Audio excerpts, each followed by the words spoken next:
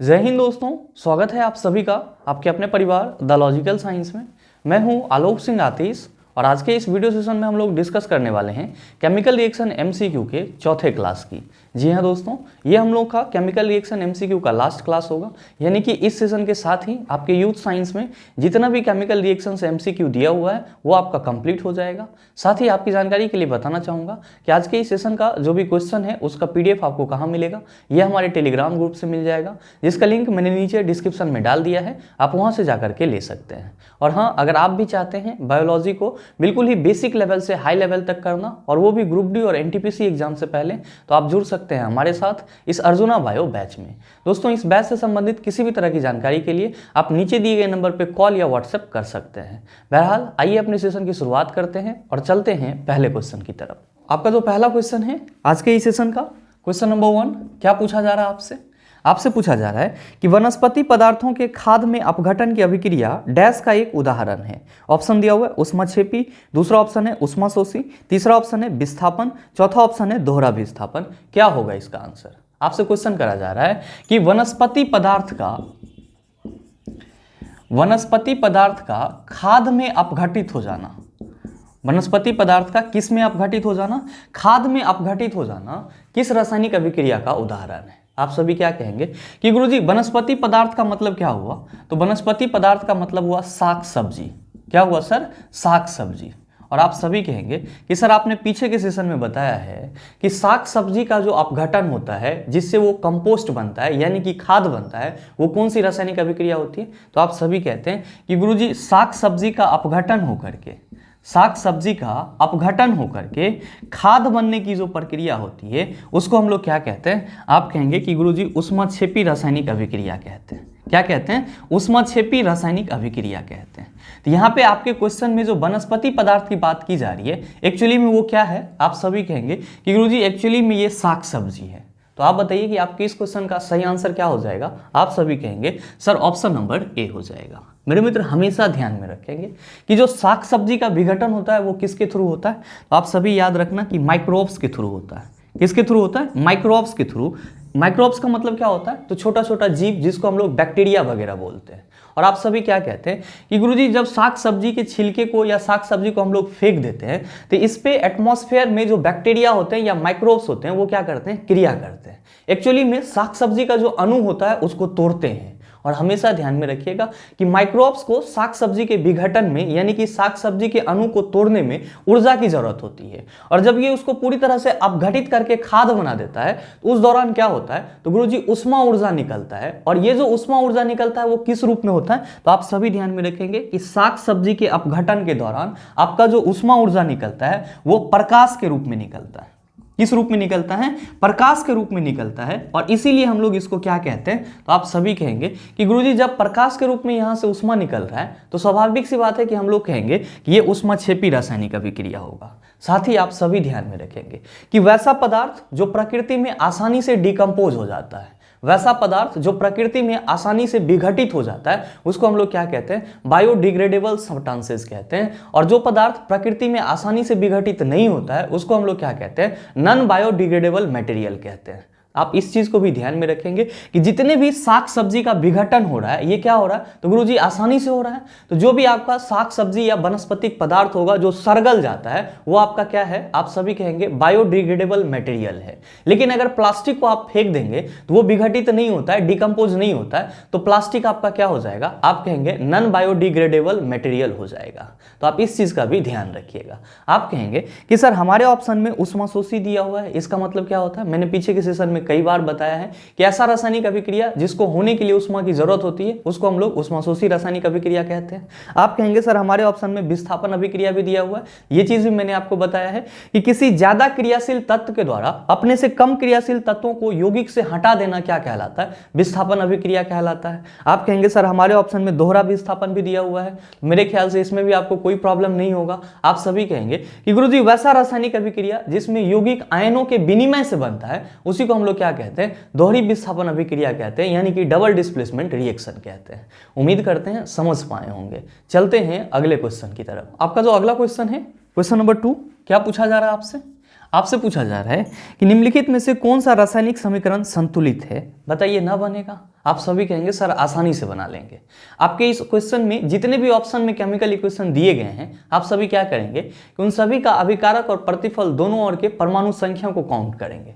अगर दोनों ओर परमाणु की संख्या समान है तो वो आपका समीकरण क्या होगा, संतुलित होगा। और अगर परमाणु संख्या समान नहीं है तो वो समीकरण क्या होगा, असंतुलित होगा। आप सभी कहेंगे कि गुरुजी हमारा जो ऑप्शन दिया हुआ है वो है ऑप्शन नंबर ए कि हाइड्रोजन और ऑक्सीजन एक दूसरे के साथ रिएक्ट करके क्या बना ले रहा है, तो गुरुजी वाटर बना ले रहा है। क्या करना है कि यहाँ पे हमको अभिकारक और प्रतिफल दोनों और परमाणु की संख्या को काउंट करना है। आप सभी कहेंगे कि अगर यहाँ पे अभिकारक की और परमाणु संख्या की बात की जाए तो हाइड्रोजन के 2 परमाणु हैं, ऑक्सीजन के कितने परमाणु हैं, आप कहेंगे 2 परमाणु हैं।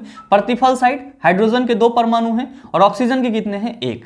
आप कहेंगे कि गुरुजी प्रतिफल साइड टोटल परमाणु 3 है जबकि अभिकारक साइड टोटल परमाणु 4 है, ये हमारा कौन सा समीकरण हो जाएगा। आप कहेंगे कि अभिकारक और प्रतिफल दोनों और परमाणु की संख्या समान नहीं है, इसीलिए हमारा क्या हो जाएगा, ये असंतुलित रासायनिक समीकरण हो जाएगा। क्या हो जाएगा, असंतुलित रासायनिक समीकरण हो जाएगा। ठीक इसी तरह अगर आप ऑप्शन नंबर बी की बात करेंगे तो क्या कहेंगे कि गुरुजी यहाँ पे सोडियम के 1 परमाणु है जबकि हाइड्रोजन के 2 परमाणु हैं और ऑक्सीजन के कितने परमाणु हैं, 1 परमाणु है। और अगर इसके प्रतिफल की बात करेंगे तो आप कहेंगे सोडियम के 1 परमाणु है, ऑक्सीजन के 1 परमाणु है, हाइड्रोजन के कितने परमाणु हैं, आप कहेंगे 1 परमाणु है। और यहाँ पे हाइड्रोजन के कितने परमाणु हैं, आप कहेंगे 2। अगर आप परमाणु की संख्या को जोड़ेंगे तो आप कहेंगे सर इधर 5 हो जाएगा जबकि इधर कितना होगा, तो गुरुजी 1 2 1 3 1 4 होगा। यानी कि यहाँ भी आपका अभिकारक और प्रतिफल दोनों और परमाणु की संख्या समान नहीं है, ये भी क्या हो जाएगा, आप कहेंगे कि गुरुजी ये भी असंतुलित रासायनिक समीकरण हो जाएगा, यानी कि अनबैलेंस्ड केमिकल इक्वेशन हो जाएगा। ठीक इसी तरह अगर आप ऑप्शन नंबर सी की बात करेंगे तो आप क्या कहेंगे कि गुरुजी यहाँ पे मैग्नीशियम के 1 परमाणु है, ऑक्सीजन के 2 परमाणु हैं। इधर मैग्नीशियम के 1 परमाणु है, ऑक्सीजन के 1 परमाणु है। यहाँ भी क्या है, तो अभिकारक के साइड 3 परमाणु है जबकि प्रतिफल के साइड कितना परमाणु है, सिर्फ 2 परमाणु है। तो आपका ये भी क्या हो जाएगा, आप कहेंगे सर जी ये भी असंतुलित हो जाएगा। साथ ही अगर आप चौथे ऑप्शन की बात करेंगे तो आप कहेंगे कि गुरुजी यहाँ पे मैग्नीशियम के 2 परमाणु हैं और ऑक्सीजन के कितने परमाणु हैं, 2 परमाणु हैं। जबकि यहाँ पे क्या लिखा हुआ है, 2MgO लिखा हुआ है। इसका मतलब ये हुआ कि मैग्नीशियम के 2 परमाणु हैं और ऑक्सीजन के कितने परमाणु हैं, 2 परमाणु हैं। आप सभी क्या देख रहे हैं कि गुरुजी इसके अभिकारक साइड में भी 4 परमाणु हैं, 2 और 2 कितना होता है, 4 होता है। और प्रतिफल साइड में भी कितना है, 4 परमाणु है। और हम देख रहे हैं कि यहाँ पे अभिकारक और प्रतिफल दोनों और परमाणु की संख्या समान है। दैट्स वाई आपका जो ये रासायनिक इक्वेशन हो जाएगा वो क्या हो जाएगा, आप कहेंगे कि गुरुजी ये संतुलित रासायनिक समीकरण हो जाएगा। क्या हो जाएगा, संतुलित रासायनिक समीकरण हो जाएगा। और आपसे क्वेश्चन क्या पूछा जा रहा है कि इन चारों में से कौन सा संतुलित रासायनिक समीकरण है। आप सभी कहेंगे कि guruji option number D is the right answer of this question. मेरे मित्र ध्यान में रखिएगा कि असंतुलित रासायनिक समीकरण को ही हम लोग क्या कहते हैं, तो असंतुलित रासायनिक समीकरण को हम लोग कंकाली समीकरण कहते हैं या फिर ढांचागत रासायनिक समीकरण भी कहते हैं। साथ ही अगर आपसे कोई ये पूछ दे कि असंतुलित रासायनिक समीकरण को संतुलित क्यों किया जाता है, तो आप सभी कहेंगे कि रासायनिक समीकरण को संतुलित सिर्फ और सिर्फ द्रव्यमान संरक्षण के नियम का पालन करने के लिए किया जाता है। किस लिए किया जाता है, तो आप सभी कहेंगे द्रव्यमान संरक्षण के नियम का पालन करने के लिए किया जाता है। और अगर आपसे कोई ये पूछ दे कि जरा सा ये बताओ कि द्रव्यमान संरक्षण का नियम किसने दिया था, तो आप सभी क्या कहेंगे, लैवोजियर नामक वैज्ञानिक ने दिया था। उम्मीद करते हैं समझ पाए होंगे। चलते हैं अगले क्वेश्चन की तरफ। आपका जो अगला क्वेश्चन है, क्वेश्चन नंबर 3, क्या पूछा जा रहा है आपसे पूछा जा रहा है कि निम्नलिखित में से कौन सा कथन सत्य है। आपको नीचे 2 स्टेटमेंट दिया गया है और आपको बताना है कि इन दोनों में से कौन सा सही है। आपका पहला स्टेटमेंट है कि उत्क्रमणीय अभिक्रिया जब वसा और तेल का ऑक्सीकरण होता है तो उनमें उत्क्रमणीय अभिक्रिया होती है और उनकी गंध और स्वाद बदल जाते हैं। आप कहेंगे कि सर पहले ये बताओ कि उत्क्रमणीय अभिक्रिया क्या होता है। तो मेरे मित्र ध्यान में रखिएगा, बड़ा ही सरल सा चीज़ है। उत्क्रमणीय अभिक्रिया को ही हम लोग इंग्लिश में क्या कहते हैं, तो इसी को हम लोग इंग्लिश में रिवर्सिबल रिएक्शन कहते हैं। क्या कहते हैं, रिवर्सिबल रिएक्शन कहते हैं। अब ये किस प्रकार का रासायनिक अभिक्रिया होता है, तो आप सभी ध्यान में रखेंगे कि ऐसा रासायनिक अभिक्रिया जिसमें प्रतिफल से फिर से अभिकारक को प्राप्त किया जा सकता है। ऐसा रासायनिक अभिक्रिया जिसमें प्रतिफल से फिर से अभिकारक को प्राप्त किया जा सकता है, उसको हम लोग क्या कहते हैं, उत्क्रमणीय अभिक्रिया कहते हैं। जैसे कि अगर आप पानी को क्या करते हैं, ठंडा करते हैं, पानी को क्या करते हैं, ठंडा करते हैं, तो ये आपका किस में बदल जाता है, तो गुरुजी बर्फ में बदल जाता है। और अगर आप बर्फ को क्या करते हैं, गर्म करते हैं, तो ये आपका किस में बदल जाता है, आप कहते हैं कि गुरुजी पानी में बदल जाता है। तो ध्यान दीजिएगा कि यहाँ पे बर्फ क्या है, तो गुरुजी ये हमारा प्रतिफल है, जबकि पानी क्या है, तो गुरुजी ये हमारा अभिकारक है। कब, जब हम लोग पानी को ठंडा कर रहे होते हैं तब। क्योंकि पानी को ठंडा करने से आपको क्या मिलता है, आप कहेंगे बर्फ मिलता है। तो इस सिचुएशन में पानी आपका क्या हो जाएगा, अभिकारक हो जाएगा, बर्फ क्या हो जाएगा, प्रतिफल हो जाएगा। मैंने आपको क्या बताया कि वैसा रासायनिक अभिक्रिया जिसमें प्रतिफल से फिर से हम अभिकारक को प्राप्त कर सकते हैं, उसी को हम लोग उत्क्रमणीय अभिक्रिया कहते हैं। आप क्या कह रहे हैं कि गुरुजी अगर बर्फ को गर्म किया जाएगा तो फिर से हमको क्या मिल जाएगा, पानी मिल जाएगा।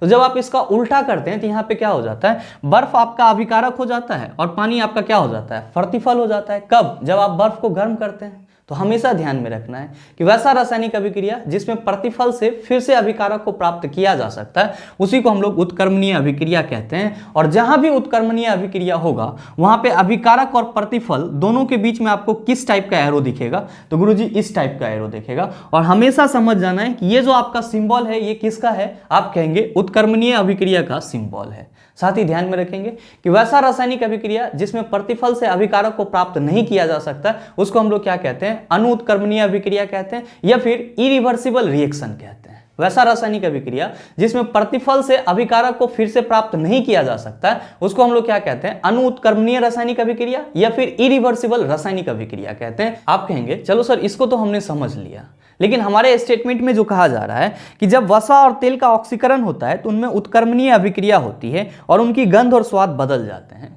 तो सर ये बताओ कि वसा और तेल का जो ऑक्सीकरण है क्या वो रिवर्सिबल रिएक्शन का एग्जांपल है? मेरे मित्र बिल्कुल भी नहीं। आप सबों के घर में गर्मी के दिनों में क्या होता है, तो सर खाना बनता है। अगर खाना सवेरे बन जाता है यानी कि मॉर्निंग में 6-7 बजे के आसपास बन जाता है, तो शाम होते होते वो खाना आपका क्या हो जाता है, तो गुरुजी खराब हो जाता है, उसका टेस्ट भी बिगड़ जाता है और साथ ही साथ वो महकना भी शुरू हो जाता है। एक्चुअली में जो खाना में तेल यूज किया जाता है वो तेल आपके एटमॉस्फेयर के ऑक्सीजन के साथ क्या हो जाता है, तो ऑक्सीकृत हो जाता है। क्या हो जाता है, ऑक्सीकृत हो जाता है। और ऑक्सीकृत होने के उपरांत क्या होता है कि खाने का जो टेस्ट होता है और साथ ही साथ जो स्मेल होता है, दोनों ही क्या हो जाता है, बदल जाता है। और इसको हम लोग क्या कहते हैं, तो गुरुजी इसी को हम लोग खाद्य विकृत गंधिता कहते हैं। इसी को हम लोग क्या कहते हैं, खाद्य विकृत गंधिता कहते हैं। इसमें क्या होता है, तो खाद्य पदार्थ में जो वसा और तेल होते हैं, खाद्य पदार्थ में जो वसा और तेल होते हैं वो ऑक्सीजन के साथ रिएक्ट होकर के यानी कि ऑक्सीकृत होकर के क्या हो जाता है, तो गुरुजी एक अलग ही टेस्ट और एक अलग ही स्मेल वाला पदार्थ में बदल जाता है, जिसको हम फिर से ओरिजिनल खाद्य पदार्थ में बदल नहीं सकते हैं। और हम लोग यहाँ पे क्या कहेंगे, हम लोग सीधे तौर पे यहाँ पे कहेंगे कि गुरुजी वसा और तेल का ऑक्सीकरण हो जाना, वसा और तेल का ऑक्सीडेशन हो जाना किसका उदाहरण है, विकृत गंधिता का उदाहरण है। यह हमारा एक उत्क्रमणीय अभिक्रिया नहीं है, क्योंकि जो खाना हमारा खराब हो जाएगा उसको हम फिर से ओरिजिनल खाना में नहीं ला सकते हैं। इसका मतलब ये हुआ कि आपका जो पहला स्टेटमेंट है वो क्या है, आप कहेंगे कि गुरुजी हमारा जो पहला स्टेटमेंट ए है वो पूरी तरह से गलत है। आइए अब दूसरे स्टेटमेंट की बात करते हैं। दूसरे में कहा जा रहा है कि यदि किसी अभिक्रियाशील धातु के पृष्ठ पर हवा, पानी या उसके आसपास के अन्य पदार्थों का प्रभाव पड़ता है तो इसे संक्षारित होना कहा जाता है और इस प्रभाव को संक्षारण कहा जाता है। दूसरे स्टेटमेंट में कहा जा रहा है कि किसी अभिक्रियाशील धातु के पृष्ठ पर हवा, पानी या उसके आसपास के अन्य पदार्थों का प्रभाव पड़ता है जिसे संक्षारित कहा जाता है और इस प्रक्रिया को संक्षारण कहा जाता है। तो क्या ये स्टेटमेंट सही है? मेरे मित्र ध्यान में रखेंगे कि संक्षारण को हम लोग इंग्लिश में क्या कहते हैं, तो गुरुजी इसी को हम लोग इंग्लिश में कोरोजन कहते हैं। क्या कहते हैं, कोरोजन। और हिंदी में क्या कहते हैं, संक्षारण कहते हैं। मेरे मित्र ध्यान में रखिएगा कि ये होता क्या है। तो आप सभी क्या कहते हैं कि गुरुजी अगर किसी धातु से बने पदार्थों को, जैसे कि मान लीजिए लोहा को, अगर आप आर्द्र वायु में छोड़ देते हैं, नमीयुक्त वायु में छोड़ देते हैं, तो आप क्या देखते हैं कि गुरुजी कुछ दिन के बाद उसके ऊपर में ब्राउन कलर का लेयर जम जाता है, जिसको हम लोग क्या कहते हैं, तो गुरुजी इसी को हम लोग जंग कहते हैं। क्या कहते हैं, जंग कहते हैं। अच्छा ये क्यों हो जाता है, तो आप कहते हैं कि लोहा जो है वो एटमॉस्फेयर के ऑक्सीजन के साथ क्या कर लिया, अभिक्रिया कर लिया और अपने ऊपर एक नया पदार्थ बना लिया, जिसको हम लोग जंग के रूप में जानते हैं। तो हमेशा ध्यान में रखेंगे कि किसी भी धातु के ऊपर में अगर इस तरह की प्रक्रिया होती है तो इस प्रक्रिया को हम लोग क्या कहते हैं, संक्षारण कहते हैं, यानी कि कोरोजन कहते हैं। सरल शब्दों में आप ये भी कह सकते हैं कि धातुओं में जंग का लगना क्या कहलाता है, संक्षारण कहलाता है। क्या कहलाता है, संक्षारण कहलाता है। और जिस धातु पे जंग लग जाता है उसी को हम लोग क्या कहते हैं, तो गुरुजी वो संक्षारित हो गया। क्या हो गया, संक्षारित हो गया। इसका मतलब सरल सा है कि अगर किसी भी धातु को आर्द्र वायु या नमीयुक्त वायु में छोड़ दिया जाएगा तो वो क्या हो जाएगा, संक्षारित हो जाएगा, उस पे जंग लग जाएगा। मतलब कि आपका जो स्टेटमेंट बी है, आपका जो स्टेटमेंट बी है वो क्या है, तो गुरुजी पूरी तरह से सही है। तो आपसे जो क्वेश्चन पूछा जा रहा है कि इन दोनों में से कौन सा कथन सत्य है, और आपका ऑप्शन दिया हुआ है पहला ऑप्शन में कि केवल बी सत्य है, दूसरा ऑप्शन है ए और बी दोनों असत्य है, तीसरा ऑप्शन है ए और बी दोनों सत्य है, चौथा ऑप्शन है केवल ए सत्य है। तो आप बताइए क्या हो जाएगा सही आंसर? आप कहेंगे कि गुरुजी केवल बी ही सही है, इसीलिए हमारे इस क्वेश्चन का सही आंसर ऑप्शन नंबर ए हो जाएगा। मेरे मित्र ध्यान में रखिएगा, अगर आपसे कोई ये पूछ दे कि लोहा पे जो जंग लगता है उसका रासायनिक सूत्र क्या होता है, तो आप सभी ध्यान में रखना कि लोहा पे जो जंग लगता है उसका रासायनिक सूत्र Fe2O3XH2O होता है। क्या होता है? Fe2O3XH2O होता है। और ध्यान में रखेंगे इसी को हम लोग क्या कहते हैं? फेरिक ऑक्साइड कहते हैं। तो आपके एग्जाम में कभी कभी ये क्वेश्चन भी दे दिया जाता है कि निम्नलिखित में से जंग का रासायनिक सूत्र होता है या जंग का रासायनिक नाम है, और आपके ऑप्शन में क्या दिया हुआ रहता है? फेरिक ऑक्साइड दिया हुआ रहता है, ये फॉर्मूला नहीं दिया हुआ रहता है। तो आप किसको टिक करेंगे? फेरिक ऑक्साइड को टिक करेंगे। उम्मीद करते हैं समझ पाए होंगे। चलते हैं अगले क्वेश्चन की तरफ। आपका जो अगला क्वेश्चन है, क्वेश्चन नंबर 4, बड़ा ही हलवा सा सवाल आपसे पूछा जा रहा है कि निम्नलिखित में से कौन सी एक अवक्षेपण अभिक्रिया है? बताइए, ना बनेगा? आसानी से बन जाएगा। आप सभी कहेंगे कि गुरुजी इस क्वेश्चन में फर्क बस इतना है कि आपने जो एग्जांपल कराया है वो एक इक्वेशन के रूप में कराया है, जबकि यहाँ पे जो हमारा इक्वेशन दिया हुआ है वो शब्द समीकरण के रूप में दिया हुआ है, यानी कि पदार्थ वही है, बस उसका नाम किस रूप में दिया गया है, तो सिंबल के रूप में ना दे करके सीधे शब्द के रूप में लिख गया है। तो मेरे मित्र ध्यान दीजिएगा कि आपका पहला ऑप्शन क्या है। तो पहले ऑप्शन में कहा जा रहा है कि सोडियम सल्फेट यानी कि Na2SO4 जब बेरियम क्लोराइड BaCl2 के साथ अभिक्रिया कर ले रहा है तब ये क्या बना ले रहा है? तो सर दिया हुआ है BaSO4 बेरियम सल्फेट और साथ ही साथ NaCl सोडियम क्लोराइड बना ले रहा है। आपका दूसरा ऑप्शन क्या दिया हुआ है? दूसरा ऑप्शन में है कि जब Pb यानी कि लेड, ध्यान में रखिएगा कि सीसा का जो लैटिन नेम होता है वो क्या होता है? पलम्बम, और इसके लिए सिंबल क्या लिखते हैं? Pb लिखते हैं, और इसको हम लोग पढ़ते क्या हैं? लेड पढ़ते हैं। तो ध्यान में रखेंगे कि यहाँ पे आपके दूसरे ऑप्शन में दिया हुआ है कि Pb जब CuCl2 यानी कि कॉपर क्लोराइड के साथ अभिक्रिया कर रहा है तब क्या बना ले रहा है? तो सर PbCl2 यानी कि लेड क्लोराइड बना ले रहा है, और साथ ही साथ किसको रिलीज कर रहा है? तो गुरुजी कॉपर को अलग कर दे रहा है। आपका तीसरा रिएक्शन क्या है? तो गुरुजी इसमें मीथेन यानी कि CH4 ऑक्सीजन के साथ रिएक्ट कर रहा है, और क्या बना ले रहा है? तो गुरुजी कार्बन डाइऑक्साइड और वाटर बना ले रहा है। साथ ही आपका जो चौथा है वो क्या है?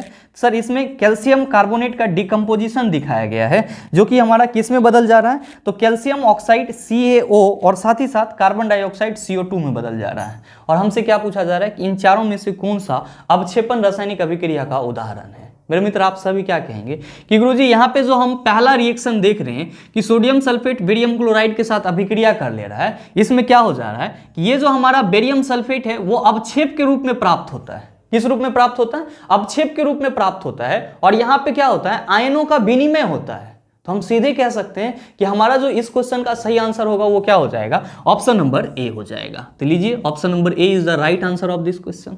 अब आप कहेंगे कि गुरुजी और रिएक्शन क्यों नहीं होगा अवक्षेपण अभिक्रिया का उदाहरण? तो मेरे मित्र ध्यान दीजिएगा कि सिर्फ और सिर्फ आपके ऑप्शन नंबर ए में जो रिएक्शन दिया हुआ है उसी में बेरियम सल्फेट बन रहा है, जो कि आपको एक अवक्षेप के रूप में दिखता है। बाकी के जो रिएक्शन है अगर आप उस पर नजर फरमाएंगे तो क्या कहेंगे कि गुरुजी यहाँ पे लेड जो है कॉपर क्लोराइड से कॉपर को अलग कर दे रहा है। तो जब भी किसी रासायनिक अभिक्रिया में किसी ज्यादा क्रियाशील तत्व के द्वारा अपने से कम क्रियाशील तत्व को विस्थापित कर दिया जाता है तो वो आपका क्या हो जाता है? आप कहेंगे कि गुरुजी वो तो विस्थापन अभिक्रिया हो जाता है। तो बताइए, विस्थापन अभिक्रिया में कभी अवक्षेप बनता है? आप कहेंगे सर बिल्कुल नहीं। जबकि आपका जो ये ऑप्शन नंबर बी है वो क्या है? एक विस्थापन रासायनिक अभिक्रिया का उदाहरण है। ठीक इसी तरह अगर आप यहाँ पे बात करेंगे CH4 और ऑक्सीजन की, तो आप क्या कहेंगे कि गुरुजी CH4 को हम लोग प्राकृतिक गैस बोलते हैं। क्या बोलते हैं? प्राकृतिक गैस बोलते हैं। और आपने बताया है कि प्राकृतिक गैस अगर ऑक्सीजन की उपस्थिति में जलेगा तो क्या बनाएगा? कार्बन डाइऑक्साइड और वाटर बनाएगा। और ये हमारा किस प्रकार का रासायनिक अभिक्रिया होगा? आप सभी कहेंगे कि गुरुजी प्राकृतिक गैस का जो दहन होता है वो ऊष्माक्षेपी रासायनिक अभिक्रिया होता है। और यहाँ पे मीथेन का क्या हो रहा है? तो सर इसमें ऑक्सीजन जुट रहा है, इसलिए इसका ऑक्सीकरण हो रहा है। आपका अगला है कि कैल्शियम कार्बोनेट। आप कहेंगे सर कई बार हमने पढ़ा है कि कैल्शियम कार्बोनेट को जब गर्म किया जाता है तो वो कैल्शियम ऑक्साइड और कार्बन डाइऑक्साइड में क्या होता है? टूट जाता है। और ये हमारा किस प्रकार का रासायनिक अभिक्रिया हो जाएगा? आप कहेंगे कि गुरुजी ये अपघटन रासायनिक अभिक्रिया हो जाएगा। उम्मीद करते हैं समझ पाए होंगे। चलते हैं अगले क्वेश्चन की तरफ। आपका जो अगला क्वेश्चन है क्वेश्चन नंबर 5, बड़ा ही हलवा सा सवाल। ये भी आपसे पूछा जा रहा है कि निम्नलिखित में से कौन सा कथन सत्य या असत्य है? आपका पहला स्टेटमेंट दिया हुआ है कि निम्नलिखित प्रतिवर्ती अभिक्रिया का एक उदाहरण है। आपको एक रिएक्शन दिया गया है N2+3H2 जब एक दूसरे के साथ रिएक्ट करता है तब ये क्या बना ले रहा है? तो गुरुजी ये 2NH3 बना ले रहा है, यानी कि अमोनिया बना ले रहा है। और आपसे ये पूछा जा रहा है कि क्या ये प्रतिवर्ती रासायनिक अभिक्रिया का उदाहरण है। ध्यान में रखिएगा कि प्रतिवर्ती रासायनिक अभिक्रिया को ही हम लोग क्या कहते हैं, रिवर्सिबल रिएक्शन कहते हैं। क्या कहते हैं, रिवर्सिबल रिएक्शन कहते हैं, यानी कि इसी को हम लोग शुद्ध हिंदी में उत्क्रमणीय अभिक्रिया भी कहते हैं। आप सभी क्या देख रहे हैं कि गुरुजी यहाँ पे जो ये एरो लगा हुआ है ये किसको रिप्रेजेंट कर रहा है, उत्क्रमणीय अभिक्रिया को रिप्रेजेंट कर रहा है। इसका मतलब ये हुआ कि जब नाइट्रोजन और हाइड्रोजन आपस में जुटेगा तो क्या बनाएगा गुरुजी, अमोनिया बना लेगा। और इसी अमोनिया से हम क्या प्राप्त कर सकते हैं, तो नाइट्रोजन और हाइड्रोजन को प्राप्त कर सकते हैं। इसका मतलब ये हुआ कि इस रासायनिक अभिक्रिया में आप प्रतिफल से फिर से अभिकारक को प्राप्त कर सकते हैं। प्रतिफल से फिर से आप क्या कर सकते हैं, अभिकारक को प्राप्त कर सकते हैं। और इसीलिए आपका जो ये रासायनिक अभिक्रिया है वो क्या है, आप सभी याद रखना कि उत्क्रमणीय रासायनिक अभिक्रिया का उदाहरण है। साथ ही ध्यान में रखेंगे कि नाइट्रोजन और हाइड्रोजन से जो आपका अमोनिया बनता है इसी को हम लोग क्या कहते हैं, हैबर विधि कहते हैं। तो आपके एग्जाम में क्वेश्चन पूछा जाता है कि हैबर विधि से निम्नलिखित में से क्या बनाया जाता है, आप कहेंगे हैबर विधि से निम्नलिखित में अमोनिया बनाया जाता है। क्या बनाया जाता है, अमोनिया बनाया जाता है। और साथ ही साथ नाइट्रोजन और हाइड्रोजन से जो हम लोग अमोनिया बनाते हैं वो आपका किस प्रकार का अभिक्रिया होता है, आप कहेंगे रिवर्सिबल रिएक्शन होता है। यानी कि आपका जो स्टेटमेंट ए है, जो आपका स्टेटमेंट ए है वो पूरी तरह से क्या है, सही है। आपका दूसरा स्टेटमेंट क्या है, तो दूसरा स्टेटमेंट में कहा जा रहा है कि निम्नलिखित उष्मीय अपघटन का एक उदाहरण है। मेरे मित्र ध्यान देंगे कि यहां पे आपको रिएक्शन क्या दिया हुआ है, CaCO3 कैल्शियम कार्बोनेट, और इसमें क्या कहा जा रहा है कि इसको इलेक्ट्रिसिटी दिया जा रहा है। और फिर कहा जा रहा है कि ये कैल्शियम ऑक्साइड और कार्बन डाइऑक्साइड में टूट जा रहा है। मेरे मित्र आप सभी क्या कहेंगे कि गुरुजी जब हमारे स्टेटमेंट में कहा जा रहा है कि निम्नलिखित उष्मीय अपघटन का एक उदाहरण है, तो यहां पे इलेक्ट्रिसिटी ना देकर के क्या देना चाहिए, इसको उष्मा देना चाहिए। और हम सबों ने कई दफा इस चीज को पढ़ा है कि कैल्शियम कार्बोनेट डिकम्पोज कब होगा, कैल्शियम कार्बोनेट अपघटित कब होगा, तो आप कहेंगे कि गुरुजी जब उसको उष्मा दिया जाएगा। और अगर यहां पे इलेक्ट्रिसिटी दिया जाएगा तो ये क्या हो जाएगा, इलेक्ट्रोलाइसिस हो जाएगा। आप क्या कहेंगे कि सर बात तो सही की जा रही है, स्टेटमेंट सही है, लेकिन रिएक्शन हमारा क्या है, रिएक्शन हमारा गलत है। सही रिएक्शन क्या होना चाहिए था, तो गुरुजी सही रिएक्शन हमारा होना चाहिए था कि CaCO3 को जब हीट दिया जाता है तब ये क्या हो जाता है, कैल्शियम ऑक्साइड और कार्बन डाइऑक्साइड में टूट जाता है। और जहां भी उष्मीय अपघटन की बात की जाएगी वहां पे जो अपघटन की प्रक्रिया होगी वो किसके चलते संभव हो पाएगी, आप कहेंगे हीट के चलते संभव हो पाएगी, ना कि इलेक्ट्रिसिटी के चलते संभव हो पाएगी। यानी कि आपका जो स्टेटमेंट बी है वो क्या है, आप कहेंगे कि गुरुजी हमारा स्टेटमेंट बी गलत है, जबकि सही कौन है, तो आप कहेंगे सिर्फ और सिर्फ ए सही है। तो आप बताइए सही आंसर क्या हो जाएगा। आप कहेंगे कि सर हमारे पहले ऑप्शन में दिया हुआ है कि ए और बी दोनों असत्य है। आप कहेंगे सर बिल्कुल नहीं, क्योंकि ए हमारा सत्य है जबकि बी गलत है। आपका दूसरा ऑप्शन है कि केवल ए सत्य है। आप कहेंगे सर यही हमारा सही आंसर हो जाएगा। क्यों, क्योंकि हमारा स्टेटमेंट सिर्फ और सिर्फ ए सही है। तो हम ये कह सकते हैं कि हमारे इस क्वेश्चन का जो सही आंसर होगा वो क्या हो जाएगा, ऑप्शन नंबर बी हो जाएगा। उम्मीद करते हैं समझ पाए होंगे। चलते हैं अगले क्वेश्चन की तरफ। आपका जो अगला क्वेश्चन है, क्वेश्चन नंबर 6, क्या पूछा जा रहा है आपसे, आपसे पूछा जा रहा है कि संगमरमर चिप्स पर तनु हाइड्रोक्लोरिक एसिड की क्या क्रिया होती है। ऑप्शन दिया हुआ है CaCO3 + 2HCl रिएक्ट करके CaCl2 + H2O + CO2 बना लेता है। दूसरा ऑप्शन है CaCO3 + 2HCl रिएक्ट करके CaCl2 + H2 + CO3 बना लेता है। तीसरा ऑप्शन है CaCO3 + 2HCl रिएक्ट करके CaCl2 + H2O CO3 बना लेता है। और चौथा ऑप्शन है आपका CaCO3 + 2HCl रिएक्ट करके CaCl2 + H2O + Cl + ऑक्सीजन बनाता है। क्या होगा इसका आंसर। आपसे क्वेश्चन करा जा रहा है कि संगमरमर चिप्स पर तनु हाइड्रोक्लोरिक एसिड की क्या क्रिया होती है। यानी कि जब संगमरमर चिप्स पर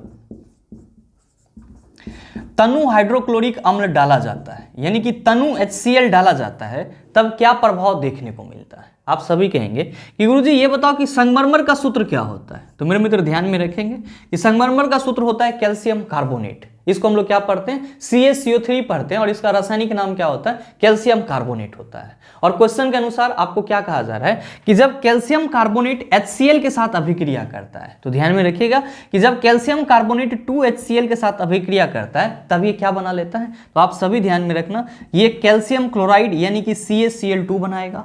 साथ ही साथ क्या बनाएगा, तो गुरुजी H2O बनाएगा। और क्या बनाएगा, तो कार्बन डाइऑक्साइड गैस रिलीज होगा। क्या रिलीज होगा? कार्बन डाइऑक्साइड गैस रिलीज होगा। इसका मतलब ये हुआ कि जब संगमरमर चिप्स पर तनु हाइड्रोक्लोरिक अम्ल डाला जाएगा तो आपको क्या बनेगा? तो गुरुजी कैल्शियम क्लोराइड बनेगा, वाटर बनेगा और कार्बन डाइऑक्साइड बनेगा। तो आप बताइए कि आपके इस क्वेश्चन का सही आंसर क्या हो जाएगा? आप सभी कहेंगे सर ऑप्शन नंबर ए हो जाएगा। मेरे मित्र एक और खास बात आप सभी ध्यान में रखेंगे इस रिएक्शन से। आप क्या देख रहे हैं कि इस रिएक्शन के उपरांत आपको कौन सा गैस मिल रहा है? आप कहेंगे कि गुरुजी कार्बन डाइऑक्साइड गैस मिल रहा है। कौन सा गैस मिल रहा है? कार्बन डाइऑक्साइड गैस मिल रहा है। ध्यान दीजिएगा यहाँ पे ये क्या है? आप कहेंगे कि गुरुजी ये कैल्शियम कार्बोनेट है। क्या है? कैल्शियम कार्बोनेट है। मेरे मित्र आप सभी क्या कहते हैं कि गुरुजी यहाँ पे जो कैल्शियम है वो क्या है? तो एक धातु है।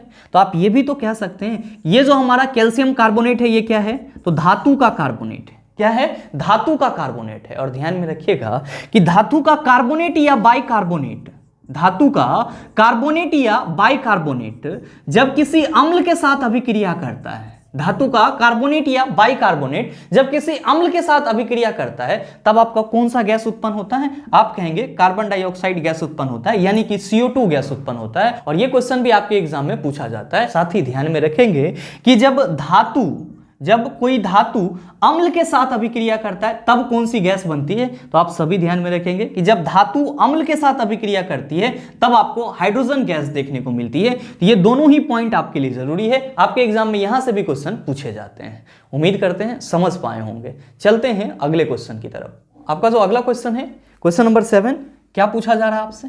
आपसे पूछा जा रहा है कि मैग्नीज ऑक्साइड जब 4HCl के साथ रिएक्ट करता है तब ये मैग्नीज क्लोराइड वाटर और क्लोरीन गैस बना लेता है। दी गई अभिक्रिया डैश अभिक्रिया का एक उदाहरण है। ऑप्शन दिया हुआ है संयोजन, दूसरा ऑप्शन है विस्थापन, तीसरा ऑप्शन है दोहरे विस्थापन, चौथा ऑप्शन है रेडॉक्स। क्या होगा इसका आंसर? आपसे क्वेश्चन करा जा रहा है कि जब मैग्नीज ऑक्साइड MnO2 4HCl के साथ रिएक्ट कर ले रहा है तब ये क्या बना ले रहा है? तो गुरुजी ये MnCl2 यानी कि मैग्नीज क्लोराइड वाटर और साथ ही साथ क्लोरीन गैस का निर्माण कर रहा है। और हमसे पूछा जा रहा है कि ये जो केमिकल रिएक्शन है ये किस प्रकार का केमिकल रिएक्शन है? ध्यान दीजिएगा कि यहाँ पे मैग्नीज ऑक्साइड और HCl के बीच अभिक्रिया होने के बाद आपको क्या मिल रहा है? तो मैग्नीज क्लोराइड मिल रहा है और साथ ही साथ वाटर भी मिल रहा है और क्लोरीन गैस भी निकल रहा है। आप सभी क्या देख रहे हैं कि इस मैग्नीज ऑक्साइड से ऑक्सीजन का निष्कासन हो जा रहा है, यानी कि ऑक्सीजन हट जा रहा है। और ये जो आपका ऑक्सीजन है वो हट करके क्या बना ले रहा है? तो गुरुजी वाटर बना ले रहा है। हाइड्रोजन के साथ जुट करके वाटर बना ले रहा है। और मैग्नीज के साथ कौन जुट जा रहा है? तो गुरुजी क्लोरीन जुट जा रहा है। मेरे मित्र ध्यान देंगे कि इसमें मैग्नीज ऑक्साइड से जो आपका ऑक्सीजन हट रहा है, मैग्नीज ऑक्साइड से जो ऑक्सीजन हट जा रहा है, तो आप सभी क्या कहेंगे कि गुरुजी किसी भी रासायनिक अभिक्रिया में अगर किसी यौगिक से ऑक्सीजन हट जाता है तो हम लोग कहते हैं कि उसका अपचयन हो रहा है। क्या हो रहा है? अपचयन हो रहा है, जिसको हम लोग इंग्लिश में क्या कहते हैं? गुरुजी इसी को हम लोग इंग्लिश में रिडक्शन कहते हैं। क्या कहते हैं? रिडक्शन कहते हैं। साथ ही ध्यान देंगे कि यहाँ पे जो आपका HCl है, इस HCl में क्या हो रहा है? तो गुरुजी इस HCl से हाइड्रोजन हट जा रहा है। इस HCl से क्या हो जा रहा है? हाइड्रोजन हट जा रहा है। और हाइड्रोजन हट करके क्या हो जा रहा है? तो सर क्लोरीन अलग हो जा रहा है, जबकि हाइड्रोजन ऑक्सीजन के साथ जुट करके वाटर बना ले रहा है। इसका मतलब ये हुआ कि यहाँ पे HCl से हाइड्रोजन हट करके क्लोरीन क्या हो जा रहा है? अकेला हो जा रहा है। तो आप क्या कहेंगे कि गुरुजी यहाँ पे हाइड्रोजन हट जा रहा है। क्या हो जा रहा है? हाइड्रोजन हट जा रहा है। तो मेरे मित्र आप ये बताओ कि वैसा रासायनिक अभिक्रिया जिसमें हाइड्रोजन हट जाता है, क्या हो जाता है? हाइड्रोजन हट जाता है, उसको हम लोग क्या कहते हैं? आप कहेंगे कि गुरुजी उसको हम लोग ऑक्सीकरण अभिक्रिया कहते हैं। क्या कहते हैं? ऑक्सीकरण अभिक्रिया कहते हैं, या फिर एकरे हम लोग उपचयन अभिक्रिया कहते हैं। क्या कहते हैं? उपचयन अभिक्रिया कहते हैं। और मैंने आपको बताया भी है कि जहां भी ऑक्सीडेशन और रिडक्शन की बात की जाएगी, जहां भी ऑक्सीडेशन और रिडक्शन की बात की जाएगी, तो आप सभी क्या कहेंगे कि गुरुजी ऑक्सीडेशन में क्या होगा? तो ऑक्सीजन जुटेगा।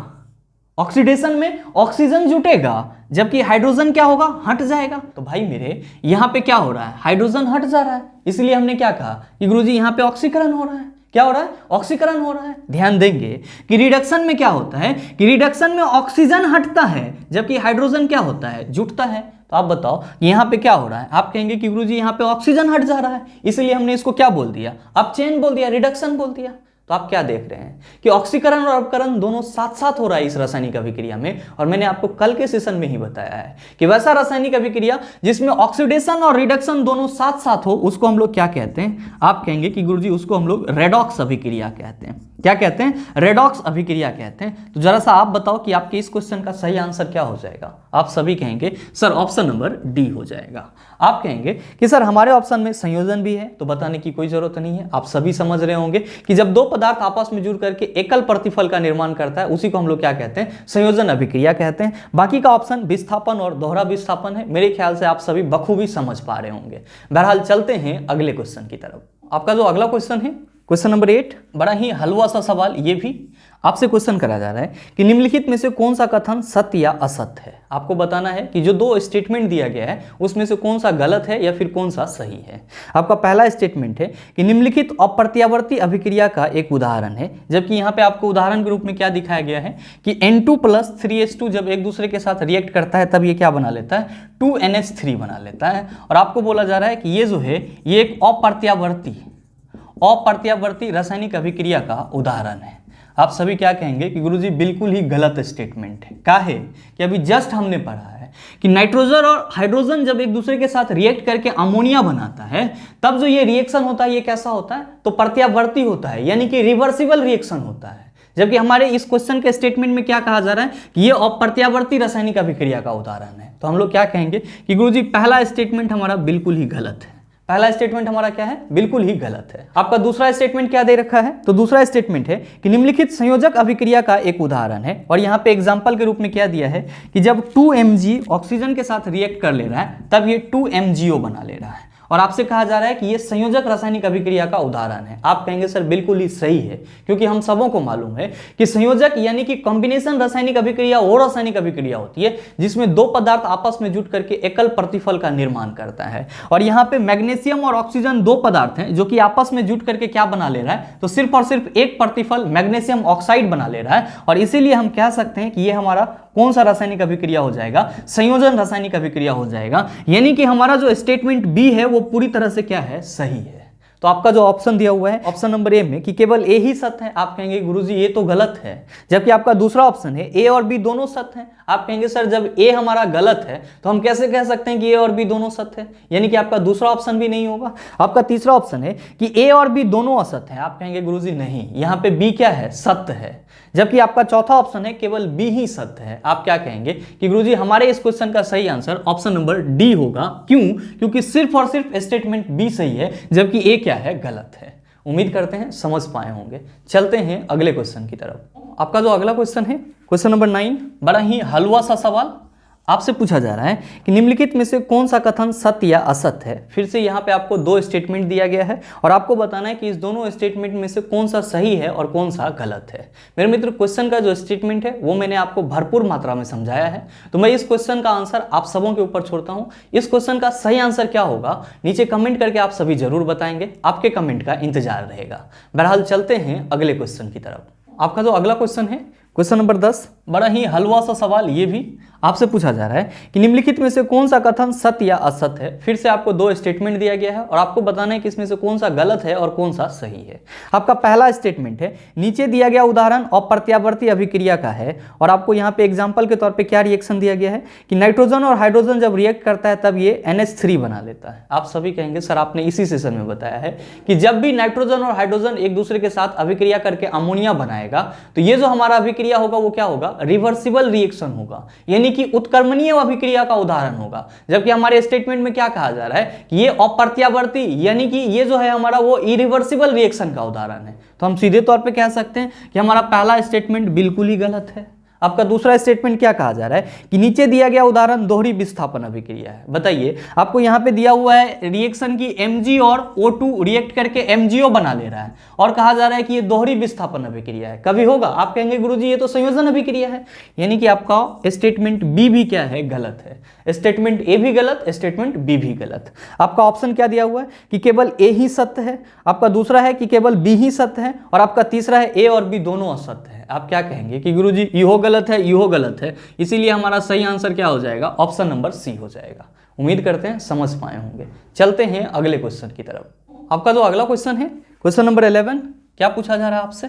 आपसे पूछा जा रहा है कि क्लोर एल्कली प्रक्रिया में कौन से उत्पाद निर्मित होते हैं? बताइए ना बनेगा। आप सभी कहेंगे कि गुरुजी पीछे के सेशन में आपने बताया है कि जहां भी बात किसकी होती है, क्लोर एल्कली रिएक्शन की होती है, तो हम लोग सीधे शब्दों में क्या कहते हैं कि गुरुजी इस रिएक्शन में क्लोरीन गैस रिलीज होता है और साथ ही साथ एल्कली यहाँ पे लिखा हुआ है, इसका मतलब एक क्षार बनता है और वो क्षार हमारा क्या होता है? NaOH यानी कि सोडियम हाइड्रोक्साइड होता है। आप सभी कहते हैं कि गुरुजी जब NaCl के जलीय विलयन से यानी कि NaCl + H2O से जब क्या किया जाता है तो इलेक्ट्रिसिटी प्रवाहित किया जाता है यानी कि विद्युत धारा प्रवाहित किया जाता है, तब ये क्या बना लेता है? तो सर सोडियम हाइड्रोक्साइड, साथ ही साथ क्लोरीन गैस और फिर क्या रिलीज होता है? Hydrogen gas. चूंकि हमको इस रिएक्शन में NaOH सोडियम हाइड्रोक्साइड जो कि एक क्षार है वो मिलता है और क्लोरीन गैस मिलता है, इसीलिए हम इस रिएक्शन को क्या कहते हैं? क्लोर क्षार अभिक्रिया कहते हैं। और हमसे पूछा जा रहा है कि क्लोर एल्किल प्रक्रिया में कौन से उत्पाद निर्मित होते हैं, तो हम सीधे तौर पे कह सकते हैं कि हमारा क्षार बनता है और क्लोरीन बनता है। तो आप बताइए कि आपका जो ऑप्शन दिया हुआ है, पहला ऑप्शन है क्लोरीन और कैल्शियम हाइड्रोक्साइड, आप कहेंगे बिल्कुल नहीं। आपका जो दूसरा स्टेटमेंट है क्लोरीन और पोटेशियम हाइड्रोक्साइड, आप कहेंगे सर ये भी नहीं होगा। तीसरा स्टेटमेंट है क्लोरीन और एल्युमिनियम हाइड्रोक्साइड, आप कहेंगे सर ये भी नहीं होगा। चौथा है आपका क्लोरीन और सोडियम हाइड्रोक्साइड, आप कहेंगे कि गुरुजी हमारे इस क्वेश्चन का सही आंसर ऑप्शन नंबर डी हो जाएगा। और हमेशा ध्यान में रखिएगा कि क्लोर एल्कली प्रक्रिया में आपको क्या मिलेगा? सोडियम हाइड्रोक्साइड मिलेगा और साथ ही साथ क्लोरीन गैस रिलीज होगा। साथ ही आप ये भी कह सकते हैं कि सर हाइड्रोजन गैस भी रिलीज होता है। मैंने आपको ये भी बताया था इस रिएक्शन को जब मैं समझा रहा था। तो ये जो आपका क्लोरीन गैस है इसकी प्रकृति हमेशा क्या होती है? तो आप कहते हैं कि गुरुजी इसकी प्रकृति हमेशा ऋणात्मक होती है। तो ये हमारा किस इलेक्ट्रोड पे मिलेगा? आप कहेंगे कि गुरुजी ये हमारा एनोड पे मिलेगा। जबकि हाइड्रोजन किस पे मिलेगा? तो आप कहेंगे कि गुरुजी ये कैथोड पे मिलेगा। किस पे मिलेगा? कैथोड पे मिलेगा। उम्मीद करते हैं समझ पाए होंगे। चलते हैं अगले क्वेश्चन की तरफ। आपका जो अगला क्वेश्चन है क्वेश्चन नंबर 12, क्या पूछा जा रहा है आपसे? आपसे पूछा जा रहा है कि एक अभिक्रिया जिसमें एक पदार्थ के एक या अधिक अणु आपस में दोहरे या तिहरे आबंध के माध्यम से जुड़े होते हैं को कहा जाता है। मेरे मित्र आप सभी क्या कहेंगे कि गुरुजी जहां पे भी जुड़े हुए होने की बात की जाएगी उसको हम लोग सीधे तौर पे कह सकते हैं कि वो हमारा संयोजन अभिक्रिया होगा। हालांकि आपका ऑप्शन क्या दिया हुआ है? आपका पहला ऑप्शन दिया हुआ है एस्टरीकरण, दूसरा ऑप्शन है आपका योगात्मक अभिक्रिया, तीसरा ऑप्शन है कार्यात्मक समूह और चौथा ऑप्शन है जल अपघटन या फिर साबुनीकरण। क्या होगा इसका आंसर? आप कहेंगे कि गुरुजी यहाँ पे दोहरे और तिहरे आबंध के अणु को जोड़ने की बात की जा रही है और हम सबों को मालूम है कि संयोजन अभिक्रिया को ही हम लोग क्या कहते हैं? योगात्मक अभिक्रिया कहते हैं। संयोजन अभिक्रिया को ही हम लोग क्या कहते हैं? योगात्मक अभिक्रिया कहते हैं। तो हमसे जो क्वेश्चन पूछा जा रहा है उसका सही आंसर क्या हो जाएगा? आप सभी कहेंगे सर ऑप्शन नंबर बी हो जाएगा। आप कहेंगे कि चलो सर ये तो हमने समझ लिया कि क्वेश्चन में जुड़ा हुआ लिखा हुआ था तो आपने बोल दिया कि ये योगात्मक अभिक्रिया होगा यानी कि इसमें जुटेगा। लेकिन ये बताओ कि हमारा जो पहला ऑप्शन है एस्टरीकरण, ये क्या होता है? तो मेरे मित्र ध्यान में रखेंगे कि एस्टरीकरण को हम लोग इंग्लिश में क्या कहते हैं? तो गुरुजी इसी को हम लोग इंग्लिश में एस्टरीफिकेशन कहते हैं। क्या कहते हैं? एस्टरीफिकेशन कहते हैं। ये क्या होता है? तो आप सरल शब्दों में याद रखेंगे, एस्टर बनाने की प्रक्रिया होती है। क्या होती है? एस्टर बनाने की प्रक्रिया होती है। आप कहेंगे कि गुरुजी एस्टर कैसे बनता है? तो मेरे मित्र ध्यान में रखिएगा कि जब अल्कोहल और ऑर्गेनिक एसिड को जोड़ा जाता है यानी कि अल्कोहल और ऑर्गेनिक एसिड के बीच अभिक्रिया करवाया जाता है तब आपका क्या बनता है? एस्टर बनता है। और इसी प्रक्रिया को हम लोग क्या कहते हैं? एस्टरीकरण या फिर इंग्लिश में एस्टरीफिकेशन कहते हैं। आप कहेंगे कि सर हमारे ऑप्शन में कार्यात्मक समूह दिया हुआ है, तो नो डाउट आप सभी समझ पा रहे होंगे इसी को हम लोग क्या कहते हैं? फंक्शनल यूनिट कहते हैं। क्या कहते हैं? फंक्शनल यूनिट कहते हैं। और ये चीज आपको कहाँ पे देखने को मिलता है? तो गुरुजी ऑर्गेनिक कंपाउंड में देखने को मिलता है। और हम लोग कहते हैं कि किसी भी ऑर्गेनिक कंपाउंड का जो फंक्शनल यूनिट होता है वो उसका एक महत्वपूर्ण भाग होता है जिसपे उस ऑर्गेनिक कंपाउंड का सारा प्रॉपर्टीज डिपेंड करता है। जैसे कि आप सभी कहते हो कि गुरुजी अल्कोहल के लिए जो हम लोग फंक्शनल ग्रुप लिखते हैं वो क्या हो जाता है? OH हो जाता है। तो इसी OH पे अल्कोहल का जितना भी प्रॉपर्टीज होगा वे सब के सब क्या करेंगे? तो सर डिपेंड होंगे। आप कहेंगे कि सर हमारे ऑप्शन में साबुनीकरण भी दिया हुआ है। तो मेरे मित्र साबुन बनाने की जो प्रक्रिया होती है उसी को हम लोग क्या कहते हैं? साबुनीकरण कहते हैं या फिर इंग्लिश में सॉपिफिकेशन कहते हैं। उम्मीद करते हैं यहाँ तक के जितने भी क्वेश्चन थे उसको आप आसानी से समझ पाए होंगे। अब आपको केमिकल रिएक्शन से संबंधित किसी भी प्रकार का प्रश्न दे दिया जाए तो मेरे ख्याल से आप उसका जवाब भी आसानी से दे सकते हैं। साथ ही उम्मीद करते हैं कि ये वीडियो आपको अच्छा लगा होगा। अगर आपको अच्छा लगा तो वीडियो को लाइक कीजिएगा, ज़्यादा से ज़्यादा शेयर कीजिएगा, और हाँ, अगर आप चैनल पर नए हैं तो सब्सक्राइब करके बेल आइकन दबा लीजिएगा ताकि इस तरह के एग्जाम रेलेवेंट वीडियो का नोटिफिकेशन सबसे पहले आपके पास पहुंचे और आप उसको सबसे पहले देख पाओ। मिलते हैं फिर अगले सेशन में, तब तक के लिए best of luck. Thank you, have a nice day.